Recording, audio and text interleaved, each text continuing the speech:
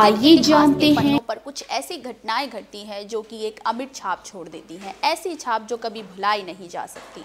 उसी पर आधारित है हमारा ये पूरा कार्यक्रम, जिसका नाम है एक किस्सा दिन का हिस्सा। तो चलिए बढ़ते हैं हमारे पहले किस्से की तरफ। हमारा पहला किस्सा जुड़ा हुआ है आज की साल 1903 की उस घटना से जिसने राइट ब्रदर्स को एक अनोखे आविष्कार को करने के लिए प्रेरित किया। क्या था वो आविष्कार, चलिए एक नजर डालते हैं इस पर। आइए जानते हैं आज क्या है खास। 17 दिसंबर का ऐतिहासिक आकलन, खंगालते हैं इतिहास के पन्ने।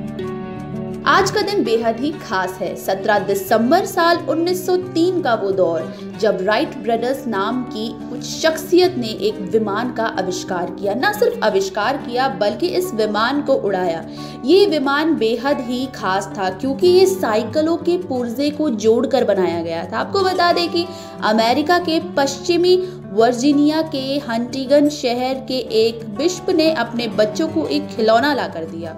खिलौना फ्रांस के एयरोनॉटिक साइंटिस्ट अल्फोंस पेनाउस के आविष्कार पर आधारित एक मॉडल था। ये एक कागज, रबड़ और बांस से बना हुआ खिलौना था। ये वो घटना थी जिससे दो भाइयों की कल्पना को उड़ान मिला और ये दो भाई थे जिन्हें आगे नाम दिया गया राइट ब्रदर्स। 17 दिसंबर साल 1903 का वो दौर, इन दोनों भाइयों की कल्पना ने यथार्थ का रूप लिया और जमीन से 120 फीट की ऊपर 12 सेकंड की उड़ान भरने में कामयाब हुए। ये दो भाई थे बिलरबर और ऑरविल राइट्स, जिन्होंने पहली बार किसी विमान को उड़ाया था। इस विमान का नाम दोनों भाइयों के नाम पर पड़ा, जिसका नाम था राइट फ्लायर। समूची मानव सभ्यता के लिए ये किसी बड़े कारनामे से उस वक्त कम नहीं था। आसमान में उड़ने वाले इंसान का सपना आखिरकार हकीकत में बदल चुका था। राइट्स ब्रदर्स की इस सफलता के पीछे कई असफलताओं की कहानियां भी जुड़ी है। राइट ब्रदर्स की हवाई जहाज बनाने की कोशिशें कई बार नाकाम रही, लेकिन तब भी उन्होंने कभी हार नहीं मानी। दोनों भाइयों ने मशीनी तकनीकी की अच्छी जानकारी रखी। इससे पहले वो प्रिंटिंग प्रेस, मोटरों और दुकानों और अन्य जगहों पर भी उन्होंने काम किया।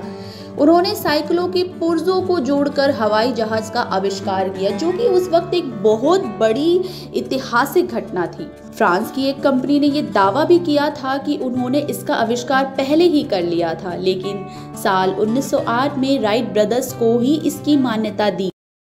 राइट ब्रदर्स जिन्होंने आज ही के दिन पहली उड़ान भरी अपने विमान से। ये विमान उन्होंने खुद ही लॉन्च किया, खुद ही इसका आविष्कार किया। एक बड़ी पहल थी उनकी तरफ से। कहते हैं कि उन्हें इसे बनाने में बेहद ही मशक्क़त का सामना करना पड़ा। कितनी बार उन्हें असफलताओं का मुंह भी देखना पड़ा, लेकिन उसके बावजूद भी वो डटे रहे और उन्होंने अपना विमान बनाया। और न सिर्फ बनाया बल्कि इसको उड़ाया भी। 120 फीट ऊंचा ये विमान, इसको इतनी दूरी तक उड़ाया गया। ये बताता है कि मंजिल मिल जाएगी भटकते ही सही, मंजिल मिल जाएगी भटकते ही सही, बुज़दिल तो वो लोग हैं जो घर से निकले ही नहीं। चलिए बढ़ते हैं अब हमारे अगले किस्से की तरफ। हमारा अगला किस्सा जुड़ा हुआ है लाला लाजपत राय से, जो कि आज बेहद ही खास है। आज के दिन उनका इतिहास में एक बड़ा ही महत्व रहा है। क्यों है महत्व, चलिए एक नज़र डालते हैं इस पर। आज का दिन इतिहास की एक घटना को याद करने वाला है। वो घटना जिसने भगत सिंह, राजगुरु, सुखदेव को लाला लाजपत राय के कातिलों तक पहुंचाया और अंत में उसकी हत्या का षड्यंत्र रचने के लिए बाधित किया। साल 17 दिसंबर 1928 का वो दिन था जब स्कॉट की हत्या का षड्यंत्र रचा गया। अगर इसके इतिहास पर गौर फरमाया जाए तो बात की जाए 30 अक्टूबर साल 1928 का वो दौर जब इसी साल भारत में साइमन कमीशन आया था। पूरे देश में साइमन कमीशन का जोरदार विरोध हुआ। साइमन कमीशन वापस जाओ के इस दौरान तमाम तरीके से नारे लगाए गए। इसकी अगुवाई कर रहे थे लाला लाजपत राय और इसी दौरान उनके साथ एक अप्रिय घटना घटी। लाला लाजपत राय के साथ विरोध कर रहे तमाम युवाओं को बेरहमी से पीटा गया। पुलिस ने लाला लाजपत राय पर बेरहमी से लाठियां बरसाई। उन्हें गंभीर चोटें आईं और 17 नवंबर साल 1928 को उनकी मौत हो गई। लाठीचार्ज का आदेश सुपरिटेंडेंट जेम्स ए स्कॉट ने दिया था। लालाजी की मौत के बाद पूरे देश में आक्रोश था।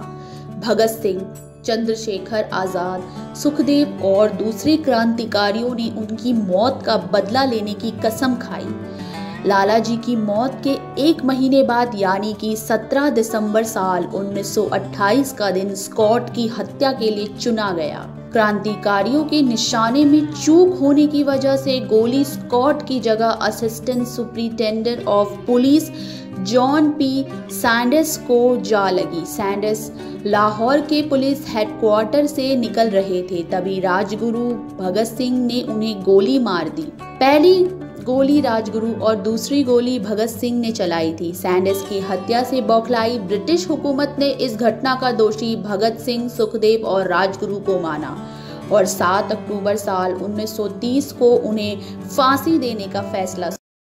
भगत सिंह, राजगुरु और सुखदेव, ये वो तमाम शख्सियत थी जिन्होंने लाला लाजपत राय के कातिल को आज के दिन ही खोज निकाला था और ना सिर्फ उसे खोज निकाला बल्कि उसकी हत्या का भी षड्यंत्र रचा था। चलिए बढ़ते हैं अब हमारे अगले किस्से की तरफ। हमारा अगला किस्सा जुड़ा हुआ है भारतीय सांख्यिकी संस्थान से। तो आज इसकी क्या बड़ी भूमिका है, चलिए एक नजर डालते हैं इस पर। आज का दिन भारतीय सांख्यिकी संस्थान के लिए बेहद ही खास है।